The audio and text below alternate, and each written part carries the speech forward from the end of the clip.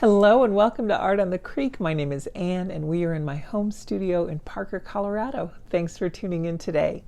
I have a bonus video for us today. I thought it would be a lot of fun to try and paint one of our beautiful sunsets that we have in Colorado, and I know that many states and many locations around the world have some outstanding sunrises and sunsets.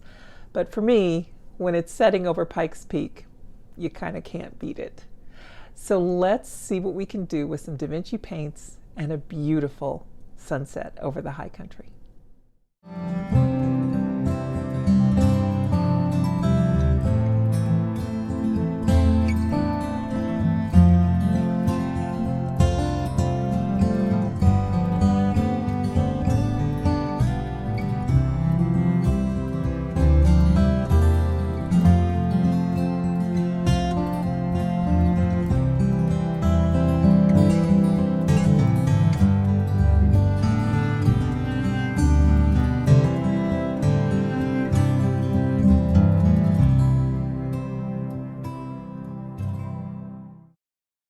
First of all, I want to thank all of you for voting. This was the photo that won out among the 3 choices that I had on the post on my community tab in order to decide what we should paint for this bonus video. So the first sunset in watercolor is what won out. Now this is Pikes Peak here, and I originally was mistaken. I said it was a sunset over Parker. It is not. It is over Colorado Springs. My daughter actually took this photo and I thought she was in a different location. But she wasn't. She was looking out of her bedroom window in her apartment, so she's lucky enough to have that view every single day. The brushes that I'm going to use from today are, I will choose from rather, is the Princeton Aqua Elite line. I really am enjoying these, and I know I want to use this mop brush because we need quite a lot of water in the sky to make this work. And what I really want to do is have a good brush that will do that. You can use a mottler or a stroke brush, whatever you have, but you're going to need to be able to get some water down.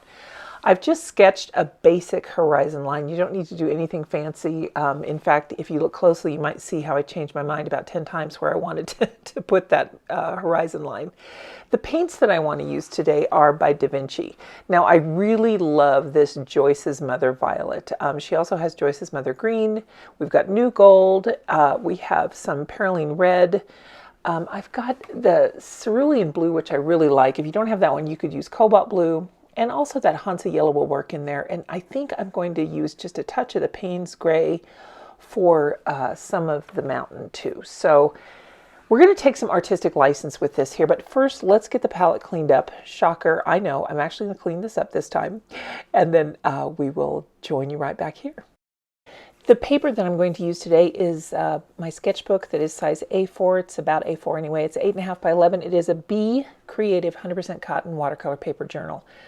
I really like this paper a lot, and you can see this mop brush puts down quite a bit of water. I did tape off the border because I'm using so much water. Now, you don't have to do that. That's just a stylistic choice, and I thought for this particular painting it would work well. So I'll put a link to this washi tape that I purchased. I really am liking it. It could just be that I've got new washi tape, and often I will just use drafting tape because it works just as well, but I decided I wanted to get something seasonally fun, and I really like the patterns on these. They're kind of a winter theme. I'm using this mop brush to just get this water kind of evenly distributed, and now I think I'm going to prop up my book because I want gravity to help me a little bit. I've just got a couple of bottles of ink here, and they're about the right size. I would say that's putting this book probably at a 30 to 45 degree angle, somewhere in there. You can do whatever you like. You can work on an easel, you can work with it flat, however you want. The thing that we're going to watch out for is backruns, because sometimes that will work, but with the technique we're going to do today, we just kind of want to avoid those a little bit. I'm going to start with the Cerulean Blue. Now right away you'll say, ooh, Anne, that's not really the color of the sky. And I know that it's not. I do like cerulean, and our skies are often cerulean. If you didn't have cerulean, I think that sky in the photo, actually cobalt blue, would be amazing. I think that would be a really nice color for it. But I wanted to use something that had a little bit more of a turquoise hue to it, and again, it's an artistic choice. You can do whatever you like. So whatever blue you have, if it's ultramarine, phthalo, whatever blue you have, that's the blue that you could use for your sky here. Everything that we're going to do at this point is going to be wet and wet. So we're going to be using, like I said, a lot of water. Now, I'm not using the mop brush anymore. It was just to get that the main surface area of the sky wet there. And now I'm going into using a 12 long round. I wanted to go with something with bigger filament area rather than a size 8, say. So a 12 or a 14 would be perfect for this. And I do want the point because there are some details that I'm going to be putting in. I'm starting with New Gold because it's such a warm yellow and it goes toward the orange. If you didn't have these Da Vinci paints, which I really like, this set is predominantly the winter collection that they have. And I will put a link in the description that's an affiliate link to shop their website if that's something you're interested in. If you don't have these colors or wanted to search for something else, I would say to use an Indian yellow, or you could go with, some of the reds. This Holbein makes a scarlet that is absolutely beautiful for sunsets, and Winsor Newton makes a transparent orange that is also quite lovely. I recommend whatever you do when you're painting a sunset to go in with the values that are fairly light. Now, this might look pretty intense here, but these colors are so richly pigmented. The part in the center that I just put down, that's quite a bit of pigment. But that first wash with the blue and the first wash of the New Gold, those are really going to end up being rather sheer on the sheer side. And remember, your watercolor will have a color shift as well. The purple that I've gone in with is Joyce's Mother Violet. I really like this particular color for sunsets when you're dealing with purple because it does separate into its individual pigments and it really divides into kind of a blue, purple, pink triad that just looks so lovely. And it's got some nice granulation to it as well. For the yellow portion of the sky, I'm going in with some Hansa Yellow Light. If you didn't have that one, you could use Lemon Yellow. And I'm just kind of playing, really. I'm letting that paint fall with the gravity of the slant of my book. And I'm trying to dab in this purple and kind of continually smooth out the sky here, create some streaky clouds, create some puffy clouds. Now, if we look closely at that reference photo, these clouds have an awful lot of texture. I've got a little trick for us when we're all done laying out the clouds here that we can go in and add some texture. Now, you can also do it with salt, but I think for the way that this particular sunset looks, I think the way that we're going to do it today is going to be an awful lot of fun. You can see that the gravity is really helping that paint to drip down. And for instance, in the upper left corner, look at how much pink is coming out of that Joyce's Mother Violet. Now, what you do want to be careful of when you're mixing with these colors is you don't want to end up with mud. Whenever we mix colors that are opposite one another on the color wheel, for instance, that purple and that orange, you're going to come up with kind of a tan, a dingy gray, a brown. And that you can work to your advantage. We can use that for the cloud shadows. But for instance, down there where we're adding the yellow, we don't want to create a green sky. So that's why I'm lifting out over there on the left, the lower left. You'll see me do it again. I'm going to lift out some of that paint so that we won't create a green area. Now we want to remember that since our light source is right there where I'm blotting right now, and this is something else you do want to do, is blot off those puddles that will come down to the horizon line there, or the mountain ridge line, I should say. You want to be sure and not let those puddles sit there, because then what will happen as your painting dries is it will create a background. And what that means is that puddle of paint will leach itself back into the center of your painting because watercolor needs a place to go. And once it's reached its maximum, it will turn around and go back the other direction if you've got a lot of paint there on the edge. And that is what we call a background. So what we want to do is to avoid those in this particular painting. And the way that we do that is to blot up that bead of water that develops. Sometimes you can use backgrounds to your advantage, but in this particular painting, we're not going to do it that way. You certainly could. I am just still going in and trying to create as many layers as I can in these clouds. This is just so much fun. I'm using complete artistic license. I am not trying to replicate that sky specifically. I am just going with the gist of what I see. Now, you can certainly do that. You can certainly create a painting that is absolutely photorealistic. That's not my style. I know in my heart that this photo is of Pikes Peak. I know where my daughter was when she took the photo. Now, anyway. I thought it was Parker, but now I know. Which is funny because when I thought it was Parker, And I thought she was where I initially thought she was. The mountain didn't make sense to me, but then it all came into place once I zoomed in. So, old eyes. Let's talk for a moment just about this quick technique I'm doing here of lifting off. You get your brush wet, dry it off, and then swipe it across your painting with a little bit of pressure. And as long as your paint is still wet, you can lift off some of that color. And that's how I added that little light section down in there. And that will help to create those moments of intense light. So that's what I was starting to say when I interrupted myself. The light source there is that yellow section down. That's where the sun is going down. So as that sun shines up on the clouds, and with the curvature of the earth and all of the things that are involved in a sunset, all of the science, we're going to have some really interesting shadows on the clouds. Now, this particular sunset has some beautiful shadows, and they're layered, and they're really all over. So that's what makes this particular painting so fun. You don't have to worry too much about the placement of your shadows. So I hope that you'll agree when this painting is finished. You'll see how much fun we can have with it. I'm continuing to go in with some little light moments of the new gold. I have already mixed in some of that perylene red. I didn't use too much of it though. I tried to keep most of this sunset into this gold and purple realm. And you can see where that purple is starting to mix with that new gold, where we're getting a little bit of a gray or a tan, that murkiness. That's good. That's what I want to see right now. What I want to see is for those shadows to naturally merge and develop. Because frankly, that's what's happening in reality, is the clouds are naturally turning to their shadow forms because of the change in light. And if we can replicate that in watercolor just by simply letting the colors mix on the page, well, that's very fortuitous. The painting is starting to dry. So I'm trying to make sure that I've got all of the color in where I want it. And you'll see where I just put in the paint up there on the top of the sky, in that upper left corner there. Right underneath that area where the clouds begin, the clouds have started to dry, so I will need to do some blending there. Still going in with that damp brush and doing some lifting off and then adding some yellow back in. I wanted to remove some of that blue before I added the yellow because, as I was saying before, I don't want to have a green sky.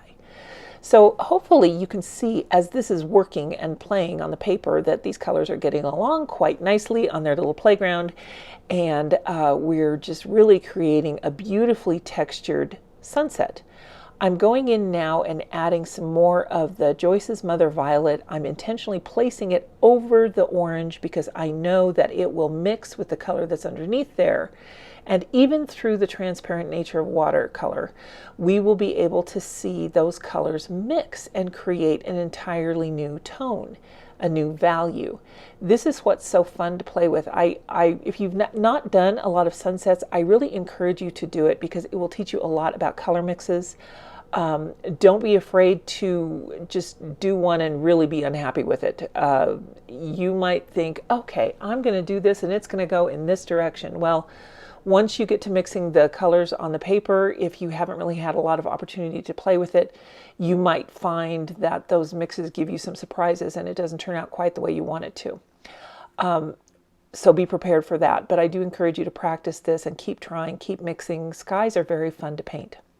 I'm adding just a touch of Payne's gray up here on the top and in key points around this clouds to try and get some of these deeper shadows in. I'm not going in with a really thick wash of the Payne's gray because I don't want this sky to look too stormy. It looks turbulent, but it really doesn't look like a storm is brewing. So I just wanted to replicate the deeper shadows here, and doing that with the Payne's gray is very easy. If you're not familiar with Payne's gray, if you're not familiar with it, it is a blue-based gray, and every different brand will look just a little bit differently. Some of them really push toward the blue. Some of them not so much, but this Da Vinci one, is a nice middle of the road. So here's where we're going to soften some of those edges. I'm just going in with a dry paper towel and just kind of blotting a little bit around those harder edges, lifting up this puddle ridge that's forming along the horizon line there. And now I'm going back in with a damp brush to just kind of blend and lift a little bit so that the paint will have more of an opportunity to flow and find its home. I'm really liking the dynamic nature of this sky, and I'm feeling like I really like the way I placed everything. If you don't, this is your opportunity to make changes.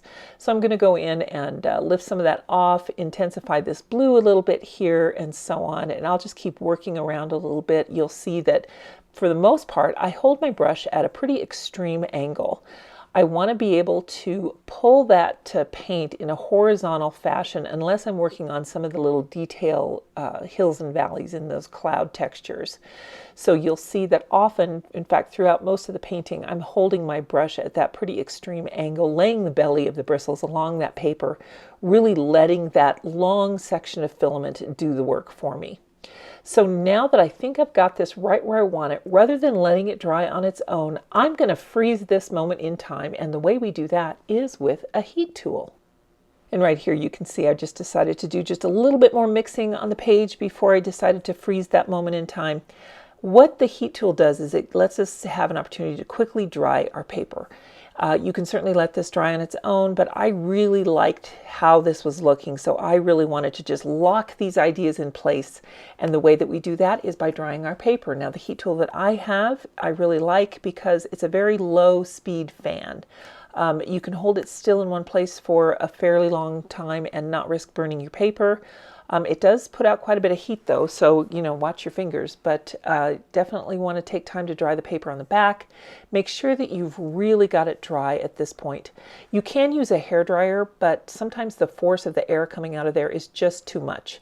This heat tool is made for this purpose, and so it's going to be a gentle fan, but it is quite a lot of heat. Now what I'm doing is I'm taking a spritzer bottle. This is how we're going to add all that beautiful subtle texture into the clouds. There's quite a lot of bumps and grooves in there. I'm using that spray bottle to just kind of halfway pull that trigger down and spray little blobs. I'm trying to get big droplets out of there.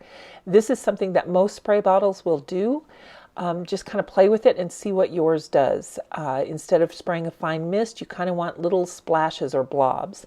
You could take a paintbrush that's clean and just splash clean water on your paper. And then we're going to go over it with a dry paper towel and lift that up. And as you can see, it pulls up a lot of the color. So let me zoom in here so that you can see this beautiful, beautiful effect that we get on here. We can't achieve that with a paintbrush. We couldn't do it with masking fluid. Very close. We can come very close with salt. But with all of these colors and granulations that are happening, when we go back in after it's dry with just that spritz of water, we can create something really unique and I think really quite lovely. Well, now it's time to put that mountain in. So when we zoom into the photo, you can see a lot of civilization down there. Now, I don't want to include that because I don't want to detract from the sky. So this is where we're going to take some artistic license. I'm starting, and this is all wet on dry now, I'm starting with the Joyce's Mother Green. It is a multi-pigment paint, and it will granulate and separate into those multi-pigments. I think it's got 3 pigments in there. It's just a lovely paint, and it's one of the ones that I recommend trying if you haven't tried. Both the Joyce's Mother Violet and the Joyce's Mother Green are unique to Da Vinci, and they're just so fun to work with. I do like how sheer they are. Even though they are multi-pigment, they don't go down very opaquely at all. So they give you plenty of opportunity to layer. And I found that to be particularly true, of all Da Vinci paints. But I particularly enjoy using the Joyce's Mother Green and Joyce's Mother Violet. Now I'm going in with some Payne's Gray, and I'm starting with that kind of a elevation line, if you will, just trying to put a little ridge there. That would be where the lower elevation ends and the higher elevations begin.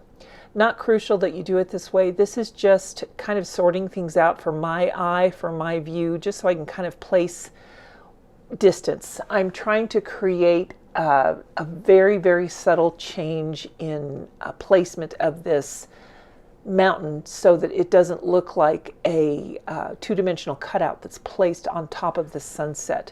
I want to be able to create some depth in this mountain range because, as you know, when we're looking at this, we are standing in that lower elevation and that mountain peak is far away from us.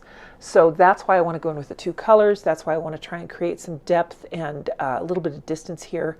So I'm just kind of playing around and seeing what happens when I move the brush across the paper. What happens when I add more Payne's Gray? What happens when I go in with a wet brush and kind of blend things around as I'm doing right here?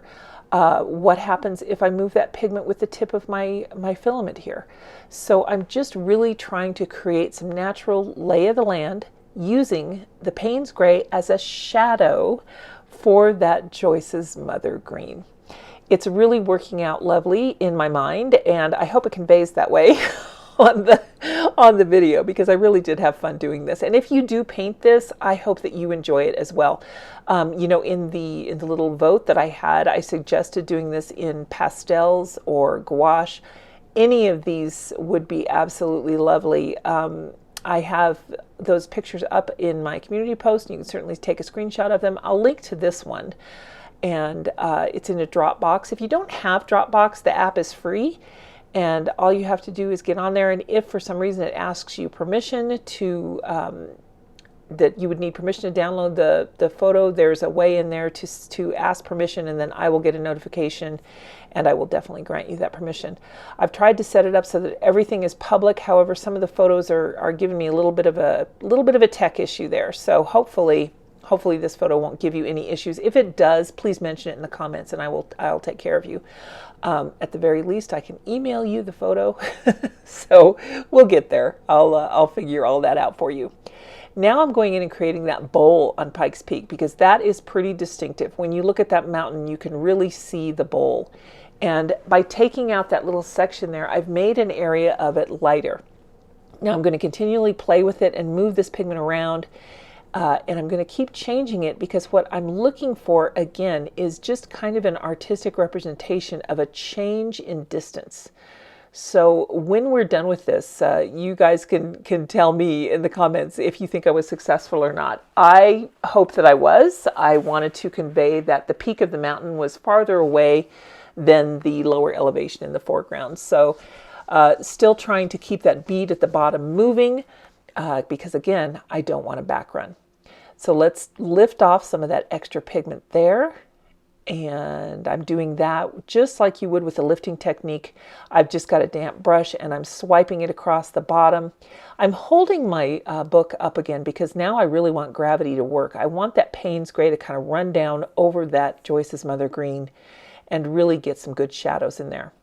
So now I'm going to add some more droplets of water just to see what happens when that works. And I like how it's kind of picking up a little bit of the Payne's Gray and encouraging it to run down, but I wasn't crazy about the pattern. So I'm just using that water to kind of blend in, give that paint a little bit more flow, and then I'll lift off the excess again and just kind of watch and let what happens.